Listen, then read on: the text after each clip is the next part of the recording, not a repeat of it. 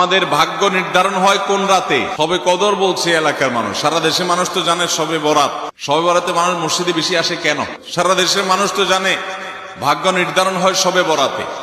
ভাইরা আমার, কোরআনে হাকিমে সূরা দুখানের 3 এবং 4 নম্বর আয়াত যদি আপনি দেখেন, আল্লাহ রাব্বুল আলামিন ইরশাদ করেছেন, ইন্না আনজালনাহু ফি লাইলাতিন মুবারাকাহ ইন্না কুন্না মুনজিলিন ফিহা ইউফরাকু কুল্লু আমরিন হাকিম।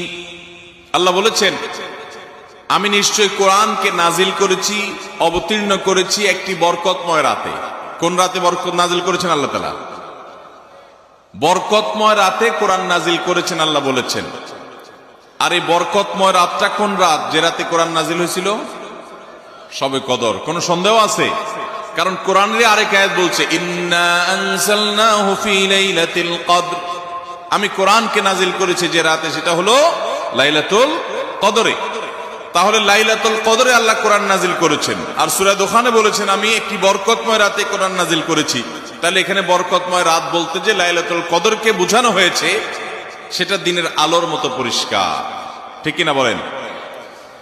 এরপর আয়াত আল্লাহ বলেছেন, ফিহা ইউফরাকু কুল্লু আমরিন হাকিম, এই বরকতময় রাত যে রাতে কোরআন নাজিল হয়েছে অর্থাৎ লাইলাতুল কদর, সেই রাতেই সমস্ত গুরুত্বপূর্ণ হিকমাপূর্ণ বিষয়গুলো সব ধার্য হয়ে থাকে, নির্ধারণ হয়ে থাকে।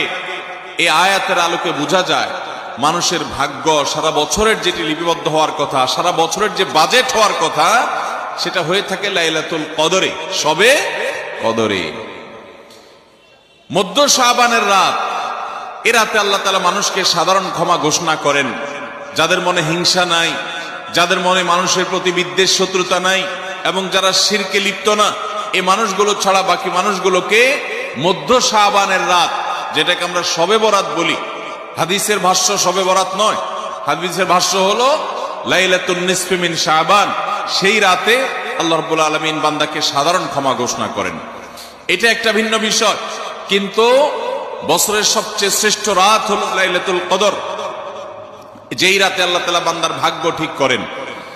এই রাতে যে ভাগ্য আল্লাহ নির্ধারণ করে থাকেন, সেই নির্ধারণটা যেন আমাদের অনুকূলে হয়, সেই নির্ধারণটা যেন আমাদের জন্য কল্যাণকর হয়। আল্লাহ যেন আমাদের ভাগ্যে ভালো কিছু লেখেন, খারাপ কিছু যেন না লেখেন। আল্লাহ যেন তাকদীরে আমাদেরকে ভালো কিছু দেন, মন্দ কিছু থেকে বাঁচিয়ে রাখেন। সেজন্য আমরা সবাই কামনা করি কি করি না? শুধু করি তা না, শবে বরাতে যত মানুষ মসজিদে আসে আমাদের দেশে, সারা